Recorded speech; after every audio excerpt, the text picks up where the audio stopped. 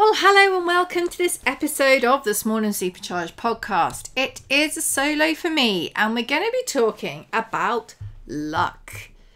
Oh, luck. So this is a subject that I'm very aware of. I'm very aware of it from two different points of view, and I just wanted to kind of explore it a bit. I don't envisage this podcast being a long one. It's just, thoughts. It's a shared thought, and I thought, why not have a chat with you about luck? I've been doing a lot of interviews over the last few weeks with different people for different things. And I keep hearing a phrase along the lines of, oh, I was lucky. And I have actually started saying, oh, no, you weren't. No, you weren't. So I thought, where should we start with this podcast? We're going to start the definition of the word luck. So I hopped on to ever trusty Google and typed in what is luck. And I think the Oxford Dictionary popped up. But it says that luck is success or failure apparently brought on by chance rather than through one's own actions. So, when do we hear the word luck? Oh, you were lucky. That was a lucky move. That was a lucky break. Or from your point of view, oh, it's just because I'm lucky. I had a bit of luck. Now, the thing I don't like about this word, don't get me wrong. Actually, let's rewind. I know that in very, very real terms, there are lots of things that can happen in life that mean that you don't achieve a goal, you don't get to where you should be, and that is unlucky. I think if something, if you're focused on a goal and some things happen in your life that you cannot control, so family things, illnesses, changes of course, changes of financial situation, if someone gets made redundant, or there are lots of things that can happen which you absolutely cannot control, which is kind of bizarre me saying I don't believe in luck, but I do believe in being unlucky. Now, in many cases, there are things we can do to prevent being unlucky. Because here, just going back to that definition, it's things that you can't control, things that are brought on by chance. So in lots of situations, unlucky as it's perceived could be stopped by a series of actions that took place before the unlucky incident. However, there are also many different things, and I think illness is one particularly that springs to mind for me. You hear of some horrible things happening to people who are, very fit, healthy, look after themselves. That to me feels like being horribly unlucky. And I don't want to say, I want you to be really understand where I'm coming from on this. I want to really talk about this perception of luck and attributing people's success to luck, whereas actually that's not often the case, if any time. Now, there are things that you can do that line you up to achieve your goals, and in some ways that could be seen as lucky. So for example, is putting yourself in front of the right person at the right time and getting those opportunities, let's say, luck? Or is it that years and years and years of work have gone in behind the scenes that you haven't seen, that has created the opportunity that has then meant people perceive it as lucky?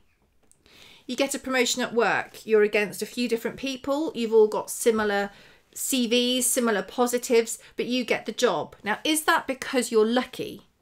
Or is it because there was something beyond your CV that actually they felt was a really positive attribute?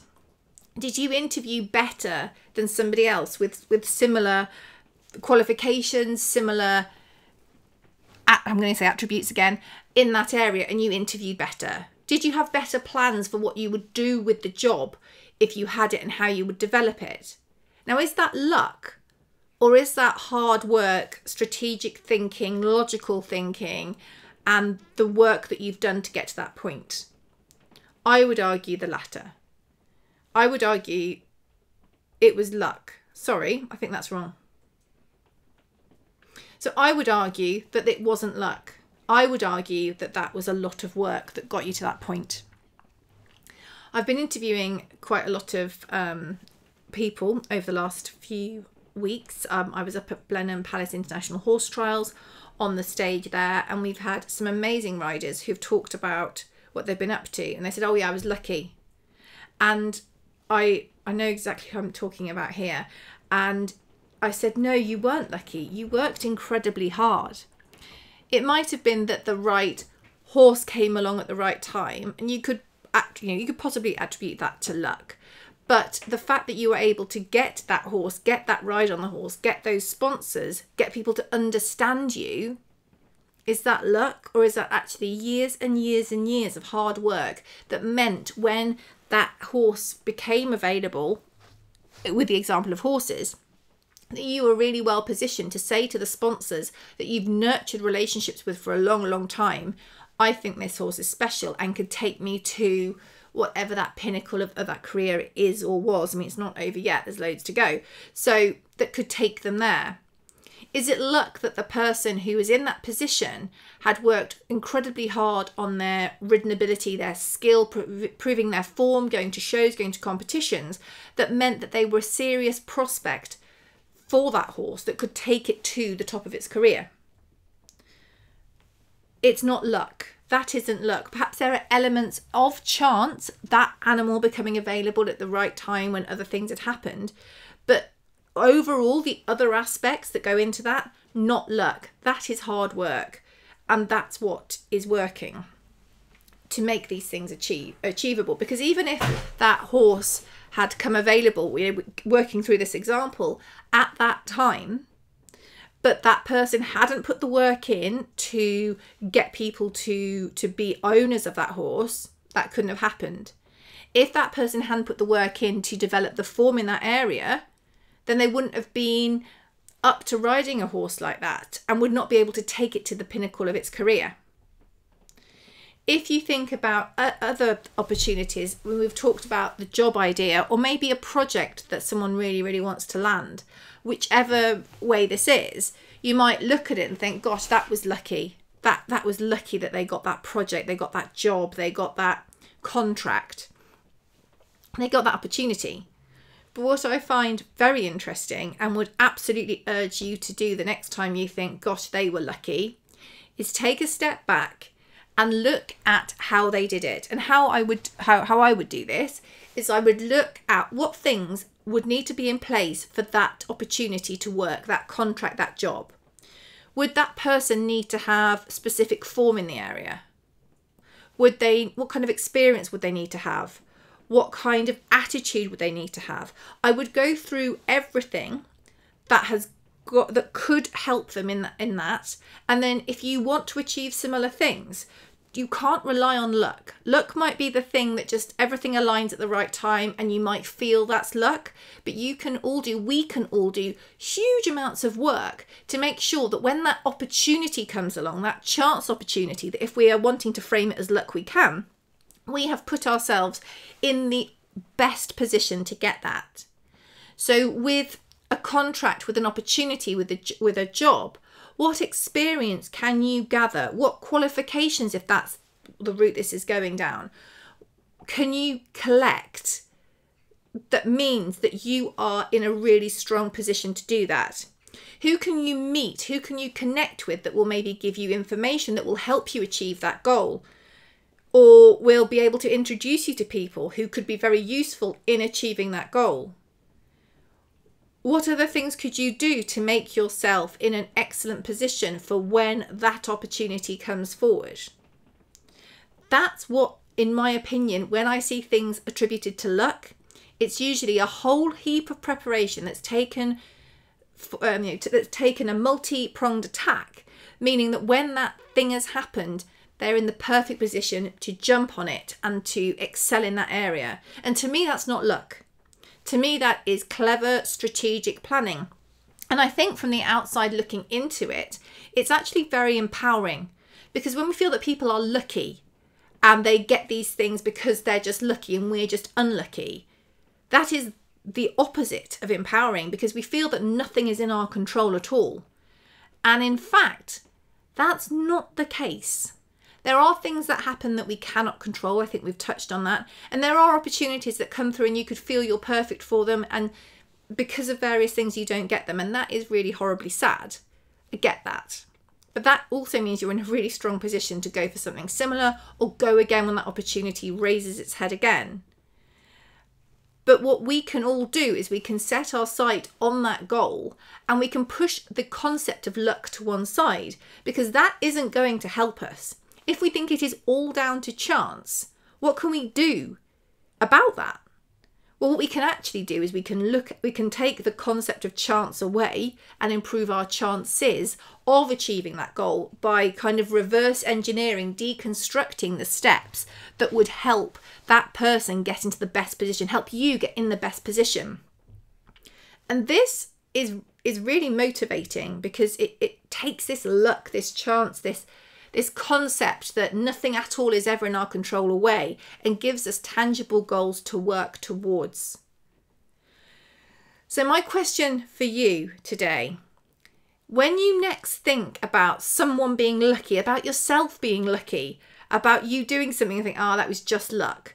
I know a lot of people are very modest. I think if you're British particularly, we're known for being very, very modest. We don't sell ourselves at all, and although that is admirable in some situations, it also, I think, downplays our achievements, even if it's just to ourselves, to others, and to others. So to ourselves, we kind of discount our successes and go, oh, it's because of luck. And that then doesn't feel like you've worked for it. And it's okay to be proud of your achievements. It's okay to think, you know what, I worked flipping hard for that, and that's why I got that thing. Not, oh, it was luck and it had nothing to do with me. So the next time you notice yourself saying this, saying, oh, I'm just lucky, that was just a stroke of luck, I'd love you to stop and breathe and go, was it? Was it luck, or did I work really, really hard? And that I would urge you strongly to do with other situations as well. Someone achieved something, and instead of going, oh, they were lucky, was it luck, or did they work really, really hard?